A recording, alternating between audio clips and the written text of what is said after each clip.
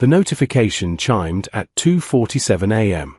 He was still awake, staring at the ceiling of their bedroom, his bedroom now, he supposed, when her message lit up his phone. Landed in Paris. Don't blow up my phone. I need space to think. Just calm down. Attached was a photo, her and Derek at a cafe, the Eiffel Tower blurred in the background, both holding champagne flutes. Derek's arm was draped casually around her shoulders. They looked radiant. Happy. Like the past 8 years had been nothing but a warm-up act for this moment. He sat up slowly, his heart hammering not with the devastation she probably expected, but with something else entirely. Clarity. Cold, crystalline clarity that cut through the fog of the past 6 months. The marriage counseling that never quite happened, the working late excuses, the mysterious text messages she'd laugh off as just old friends reconnecting. Derek wasn't just an old friend.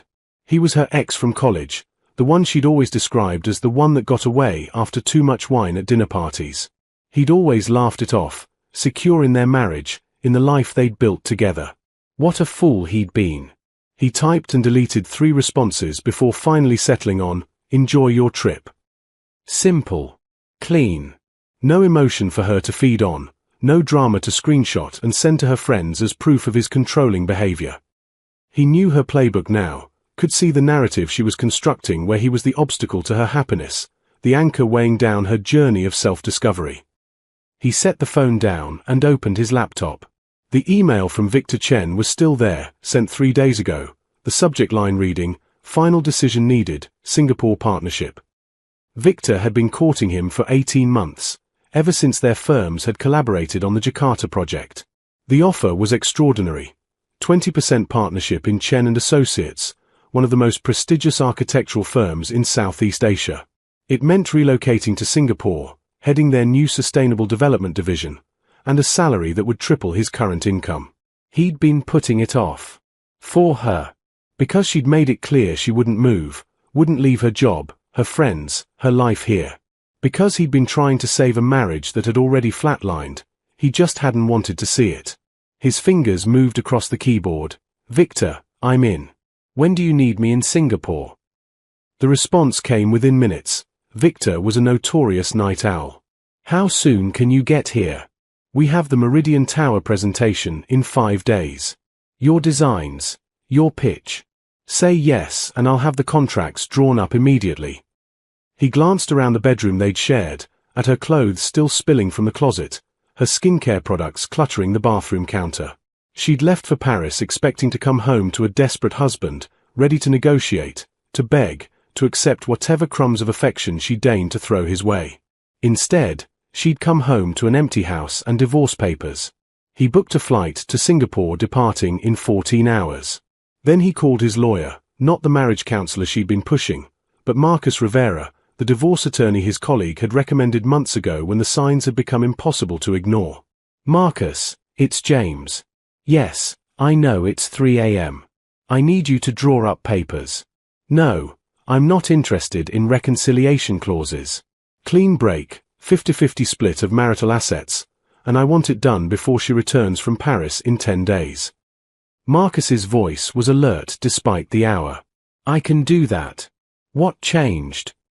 "She did. Or maybe I did. Does it matter?"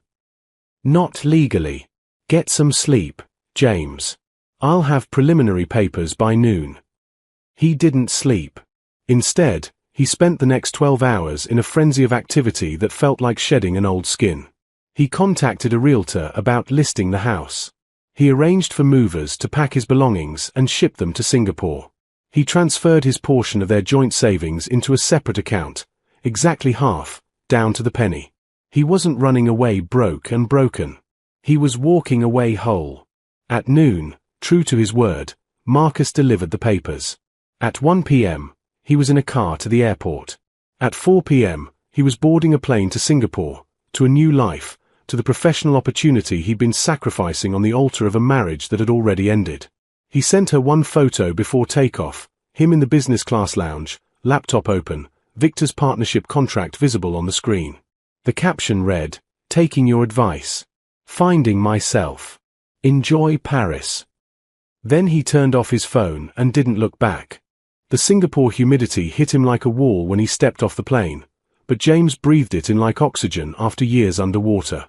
Victor was waiting outside customs, impeccably dressed despite the early morning hour, his face splitting into a genuine smile. "Welcome home, partner," Victor said, gripping his hand firmly. "Though I have to say, I didn't expect you to commit quite this dramatically."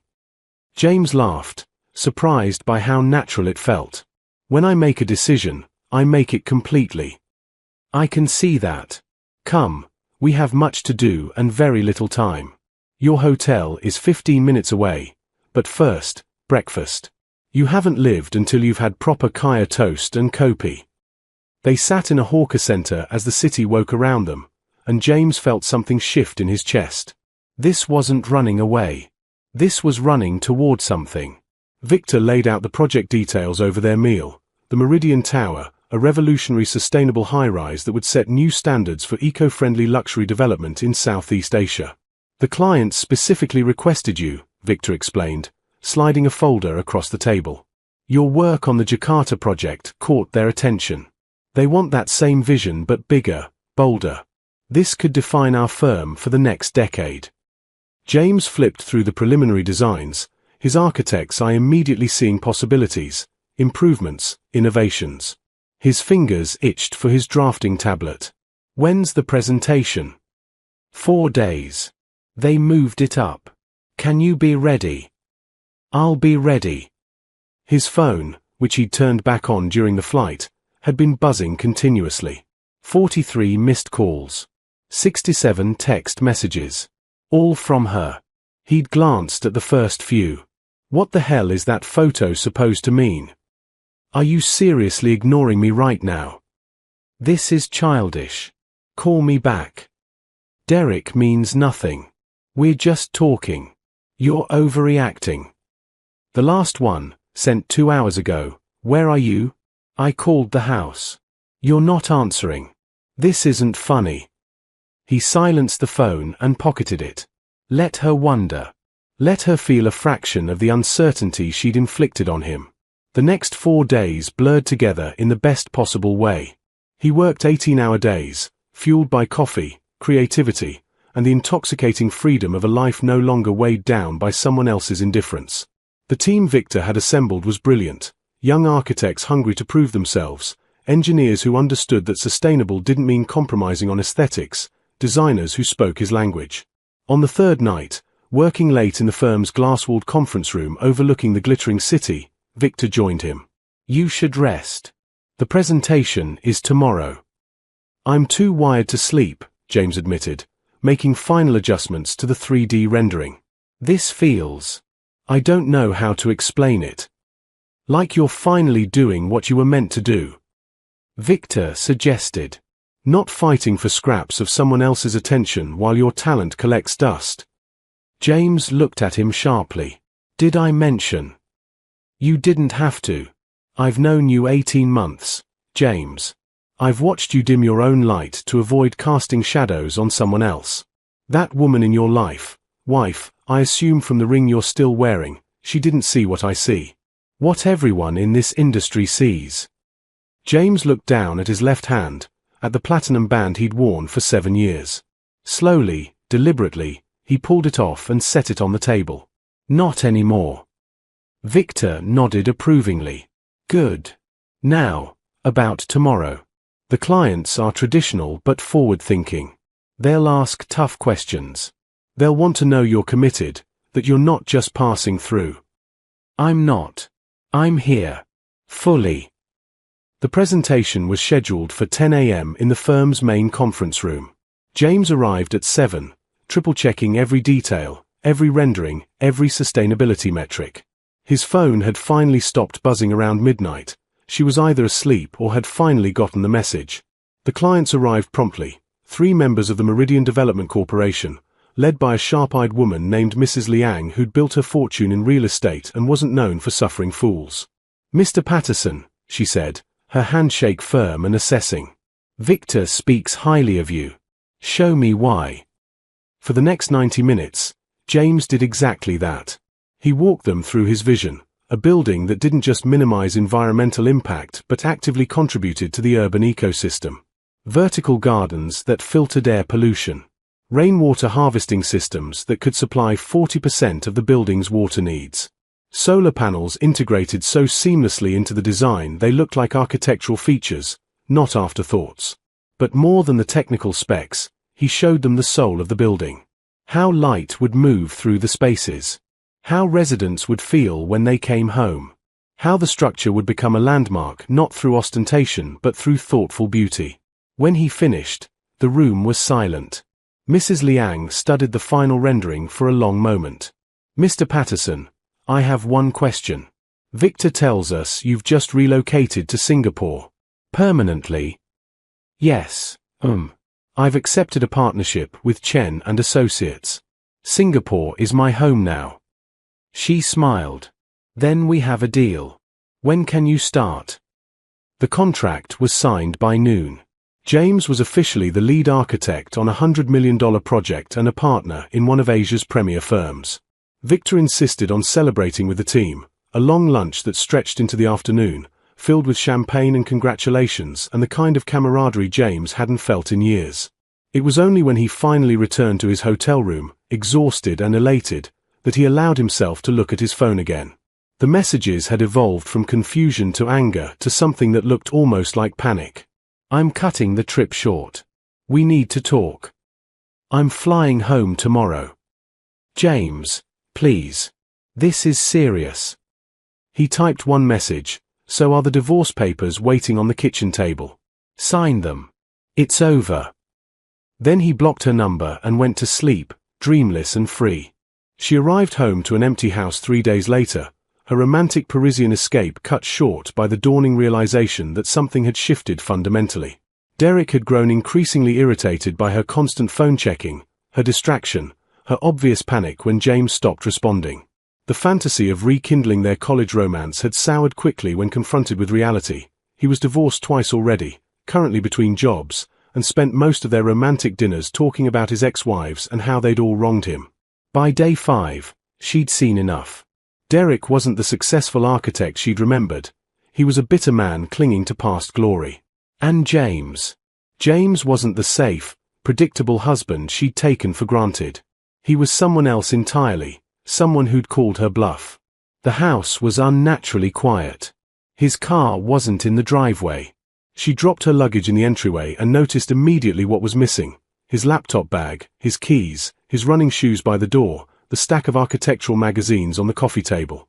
The kitchen table held a manila envelope and a single key to the house, she realized with growing dread. She opened the envelope with shaking hands. The divorce papers were thorough and fair, clinically, coldly fair. 50-50 split of all assets. The house to be sold and proceeds divided. No alimony requested by either party. A clean break. And at the bottom, a note in his familiar handwriting. "I've already signed.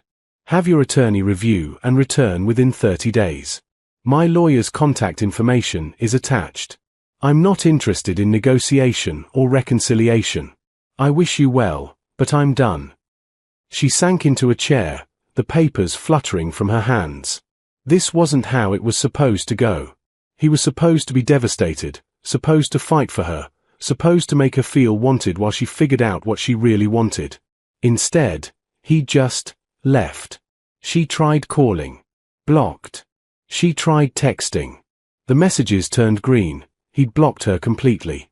In desperation, she called his office. "Patterson and Associates," the receptionist answered cheerfully. "Hi, I need to speak with James Patterson. It's his wife." "I'm sorry, Mr. Patterson is no longer with this firm. He accepted a position in Singapore 2 weeks ago. Would you like me to transfer you to his replacement?" The phone slipped from her numb fingers. Singapore? 2 weeks ago? But that was before Paris, before everything. No. She thought back, forced herself to see past her own narrative. The late nights he'd spent in his study. The international calls she'd heard him taking.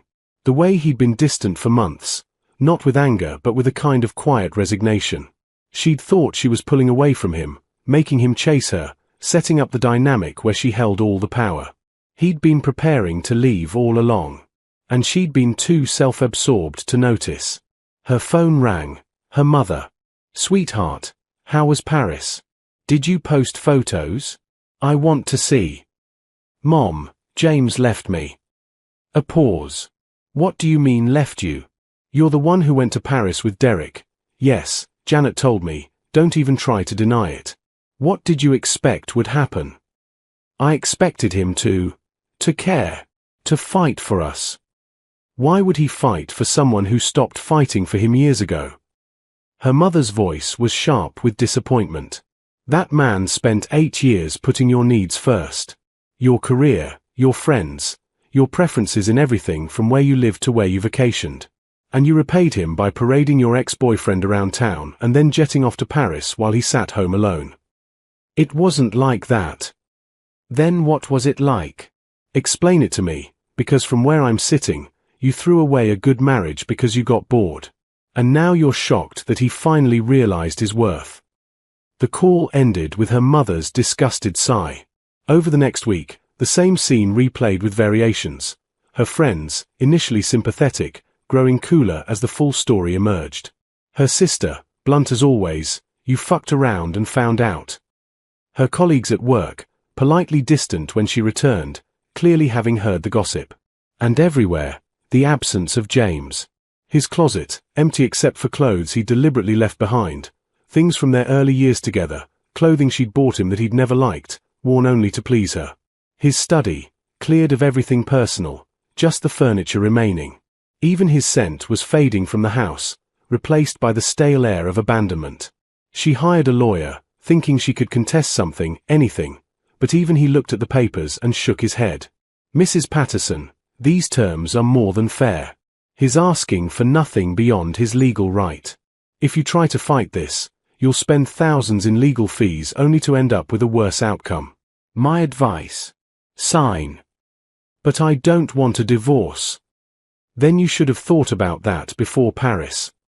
She signed on day 28, each stroke of the pen feeling like amputation. The house sold within 2 weeks to a young couple with a baby on the way. She watched them sign the papers, saw the excitement in their eyes, the way they held hands and made plans. She remembered being that young, that hopeful, that certain of forever. The day before closing, she did one final walkthrough, alone in the empty rooms. She found herself in his study, the last place she'd seen him whole and happy, hunched over his drafting table working on designs she'd barely glanced at, projects she'd never asked about. On a whim, she Googled his name. The results stopped her cold. James Patterson named partner at Chen & Associates, Singapore. Meridian Tower, revolutionary sustainable design sets new standard. Rising star architect brings innovation to Asian market. There were photos, James at press conferences, at building sites, at the signing ceremony for the Meridian project.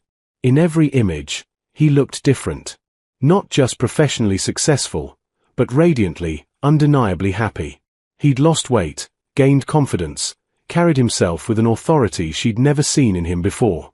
He hadn't just left her. He'd shed her like dead skin and become someone extraordinary. Someone she suddenly realized she'd never truly known, because she'd never bothered to look beyond her own needs long enough to see who he really was. Her phone buzzed. Derek, messaging for the 5th time that week, trying to rekindle something that had never really existed outside her imagination. She blocked him without responding. In the empty house that had once held her marriage, she sat on the floor and finally cried, not for what she'd lost, but for what she'd thrown away without ever appreciating its value. And somewhere on the other side of the world, James was building a future that didn't include her at all. 3 months into his Singapore life, James barely recognized himself. He'd risen at 5 a.m. every day, going for runs along Marina Bay before the heat became oppressive, returning to shower and head to the office by 7. The work was intense, exhilarating, consuming in the best possible way. The Meridian Tower was breaking ground, and with it, his reputation was solidifying across Southeast Asia. But more than the professional success, it was the personal transformation that shocked him when he caught his reflection. He'd lost 20 pounds, not from stress but from actually taking care of himself, cooking real meals, exercising, sleeping properly. His wardrobe had evolved from the safe, neutral clothes she'd always preferred into something more confident, more him. He'd grown a beard, let his hair get slightly longer. Small changes that felt revolutionary. "You look different," Victor observed one morning over coffee, their daily ritual before diving into the chaos. "Lighter. I feel different. It's like I've been holding my breath for years and finally remembered how to exhale." The divorce is final. As of last week. She tried to delay, tried to negotiate, but eventually signed. The house sold. Assets are divided. We're done. And you're okay? James considered the question seriously. More than okay. I keep waiting for the sadness to hit, for the regret, but it doesn't come. Mostly I just feel free. And maybe a little angry at myself for waiting so long. Victor nodded knowingly. "My second wife, yes, second, I'm not proud. She spent 3 years making me feel like I was never quite enough. Never attentive enough, romantic enough, successful enough. After the divorce, I realized she'd been projecting. She was the one who was never enough, never satisfied, never grateful, never present. Some people are black holes of need. You can't fill them. You can only escape them." The words resonated deeply. James had spent years trying to fill that void, sacrificing his own dreams and ambitions, believing that if he just tried harder, gave more, diminished himself enough, she'd finally see him. But some people don't want to see you. They want a mirror that reflects only their own desires back at them. "What about you?"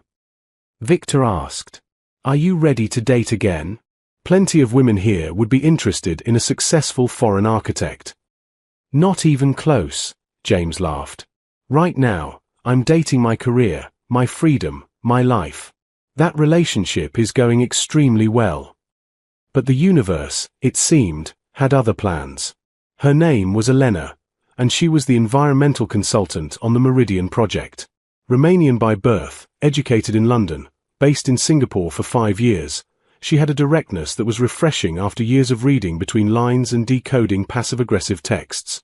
Their first real conversation beyond project logistics happened during a site inspection. The foundation was being poured, a massive undertaking, and they'd both stayed late to supervise. "The rainwater harvesting system," Elena said, studying the plans on her tablet. "It's brilliant. Most architects treat sustainability as a checkbox. You've made it integral to the design." "It's always bothered me," James admitted, "how we build these monuments to human achievement while ignoring the environmental cost. Like we're conquering nature instead of working with it." "Exactly." Her eyes lit up. "That's exactly the problem. This building, though, it's different. It's a collaboration, not a conquest." They talked for 2 hours, long after the workers had left, standing in the construction site under portable lights, debating design philosophy and environmental ethics. When James finally noticed the time, he was startled. He hadn't lost track of time in conversation with a woman in years. With her, it had always been about managing her moods, her needs, her perception of him. "We should do this again," Elena said as they parted ways. "The conversation, I mean. Maybe somewhere with better lighting and fewer muddy puddles." "I'd like that." They started having coffee once a week, always talking about work, ideas, the projects they dreamed of doing.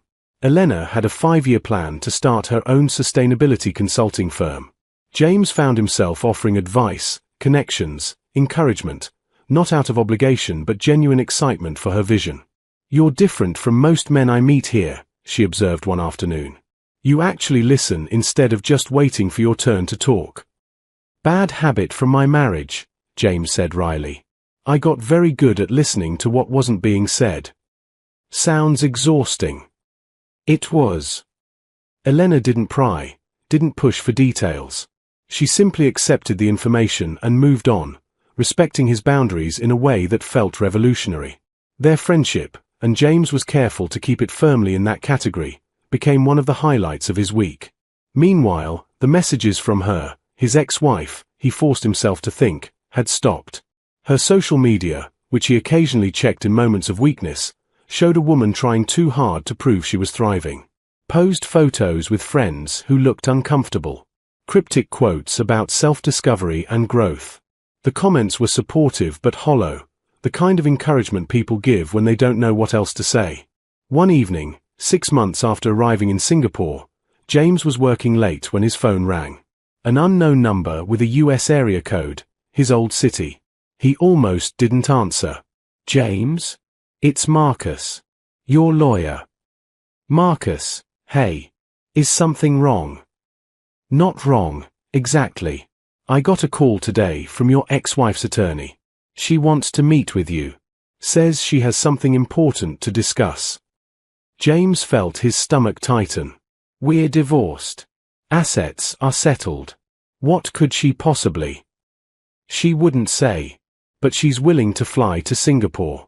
Her attorney implied she wants, I don't know, closure maybe? Or to apologize. Tell her no. James. Marcus, I mean it. We're done. If she needs closure, she can find it in therapy. I'm not her emotional support system anymore. A pause. Okay. I'll relay that. But James? She sounded desperate. Whatever she wants to say, it's eating her up. After hanging up, James sat in the dark office, the city lights glittering below. He thought about the man he'd been, the one who would have dropped everything to ease her distress, who would have seen her desperation as proof that she needed him. That man was gone.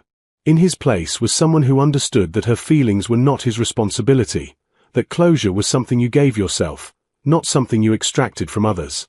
He texted Elena, random question, do you think people deserve second chances? Her response came quickly, depends. Second chance to do what? Hurt you again?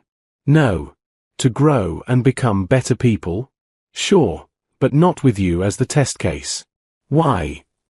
Just wondering. James. You don't owe anyone access to your peace. He saved the message, reading it whenever doubt crept in. She was right. He'd built something beautiful here, a career, a life, a version of himself he actually liked. Why would he risk contaminating that by reopening doors that should stay closed? The Meridian Tower rose steadily, floor by floor, a physical manifestation of his new life. And James rose with it, leaving the past where it belonged, in the rearview mirror, growing smaller by the day. The Meridian Tower's topping out ceremony was scheduled for a humid Thursday in November, exactly 1 year after James had landed in Singapore with nothing but a carry-on bag and a determination to rebuild. The building stood 37 stories tall, its facade a masterpiece of sustainable design, every angle calculated for maximum solar efficiency, every surface contributing to the building's ecosystem. Mrs. Liang had insisted on a traditional ceremony, complete with placing the final beam and speeches from the key team members. James stood with Victor, Elena, and the rest of the team, watching as the crane lifted the ceremonial final piece into place. His phone buzzed. He'd been getting congratulatory messages all morning from colleagues, former classmates, even his parents who'd flown in for the celebration. Then one message stopped him cold. From a number he didn't recognize, but the words were unmistakable. I'm in Singapore. I know you said no, but I'm here anyway. I'm at the Raffles Hotel. Please, James. One conversation. That's all I'm asking. Then I'll never bother you again. His hand tightened on the phone. Victor noticed. Everything okay? She's here. In Singapore. Elena, overhearing, frowned. Your ex-wife. The one you explicitly told not to come. Apparently my explicitly doesn't mean much to her. It never did. So what are you going to do? Victor asked. James looked up at the building, his building, the physical proof that he'd not only survived her leaving but thrived because of it. I'm going to finish my day. This is my moment, not hers. She doesn't get to hijack it. The ceremony was perfect. Mrs. Liang gave a speech praising the team's vision and dedication. Victor spoke about the future of sustainable architecture. And when it was James's turn, he stood before the crowd of investors, journalists, and colleagues, and spoke not about the technical achievements, though they were considerable, but about what the building represented. A year ago, he said, his voice steady, I was in a very different place in my life. I was playing it safe, dimming my own light, living small because I thought that's what being a good partner meant. Then something happened that forced me to choose, stay comfortable and unfulfilled, or leap into the unknown and see what I was really capable of. He gestured at the tower. This building is that leap made manifest. It's proof that sometimes the worst thing that happens to you is actually the best thing, because it forces you to stop settling, to stop making yourself smaller to fit into someone else's vision of who you should be. The audience erupted in applause. Elena caught his eye and smiled, understanding exactly what he meant. After the ceremony, the celebration moved to a rooftop restaurant with a view of Marina Bay. James was surrounded by well-wishers, business cards being pressed into his hand, offers for new projects, invitations to speak at conferences. He was in the middle of a conversation with a developer from Jakarta when his phone buzzed again. "I can see you're busy. I watched your speech online. They're live-streaming the ceremony. You look happy, successful, like a completely different person. I'm proud of you, even though I have no right to be. And I'm sorry for everything. I don't expect you to forgive me or even respond to this. I just needed you to know, you deserved better than what I gave you. You always did. I'm flying home tomorrow. Goodbye, James." He read the message twice, feeling nothing. No anger, no satisfaction, no desire for revenge or reconciliation. Just a neutral acknowledgement that she'd finally understood what he'd tried to tell her for years. Her actions had consequences. He didn't respond. Instead, he pocketed his phone and returned to his celebration, to the people who'd supported him, believed in him, helped him build this new life. Later that evening, as the party wound down, Elena found him on the terrace, looking out at the city lights. "You okay? You've been quieter than usual." "Just thinking." She messaged me. "My ex. An apology, I think. Or closure. I'm not sure which." "Did you respond?" "No. And I'm not going to." He turned to face her. "I spent years trying to get her to see me, really see me. Now that she finally does, I don't need it anymore. Isn't that strange?" "Not strange at all," Elena said softly. "It's growth. You don't need external validation anymore because you've found internal worth." "When did you become so wise?" "Around the same time you became so emotionally healthy. We're a good influence on each other." The statement hung in the air between them, weighted with possibility. James had been so careful to keep their friendship platonic, too aware of his own recent wounds to risk complicating things. But looking at Elena now, brilliant, kind, respectful of boundaries, genuinely excited about his success rather than threatened by it, he realized he'd been healing all along. Not by forcing it, not by rushing into something new to prove he was over the past, but by simply living well, choosing better, building something real. "Elena, would you like to have dinner with me? Not a work dinner. A real date." She smiled. "I was wondering if you'd ever ask." "Yes. Absolutely yes. I should warn you, I'm probably going to be annoyingly cautious. I might need to take things slow." "Good. So will I. We'll be annoyingly cautious together." 3 months later, James received an email from Marcus, his lawyer. Attached was a scan of a wedding announcement. His ex-wife was remarrying, to someone from her office, someone he'd never heard of. The announcement was careful, diplomatic, mentioning her learning and growth over the past year and finding love again after loss. He showed it to Elena over breakfast. They'd fallen into a comfortable routine of morning coffee at his place or hers before work. "How do you feel about that?" she asked, studying his face. "Honestly, I hope she's happy. I hope she learned something. I hope she doesn't do to him what she did to me. But mostly." He closed the laptop. "I don't feel much of anything. She's not my story anymore. This is." He gestured around his apartment, at the life he'd built, the woman sitting across from him who saw him completely and loved what she saw. The Meridian Tower won 3 International Architecture Awards that year. James was featured in Architectural Digest, Forbes, and Singapore's Business Times. Chen and Associates opened offices in 3 new cities, with James heading the expansion. His 5-year plan, hastily sketched on a napkin during that first coffee with Victor, was being realized ahead of schedule. But the real victory wasn't the awards or the recognition. It was the quiet joy of waking up each morning in a life he'd chosen rather than settled for. It was the freedom to pursue excellence without apologizing for his ambition. It was the relationship with Elena, built on mutual respect and genuine partnership rather than one-sided sacrifice. 1 year after the topping out ceremony, James and Elena stood in front of the Meridian Tower at sunset, the building's solar panels catching the last light of day, turning the facade into a shimmer of gold. "You know what I love about this building," Elena said. "It's completely self-sustaining. It doesn't take from the environment, it contributes to it. It exists in balance." "Like a good relationship," James observed. "Exactly like a good relationship." He pulled her close, kissing the top of her head, feeling the weight of the past finally, completely lift. The text from Paris, the selfie he'd sent back, the divorce papers, the cross-continental move, all of it had led him here, to this moment, to this life. His phone buzzed one final time. A number he didn't recognize, but somehow knew. He glanced at the screen. "I saw you won another award. Congratulations. You were right. About everything. I hope you found what you were looking for." He deleted the message without responding, then blocked the number. She'd wanted him to calm down that night in Paris. Well, he had. He'd calmed down so completely that her chaos could no longer reach him. "Everything okay?"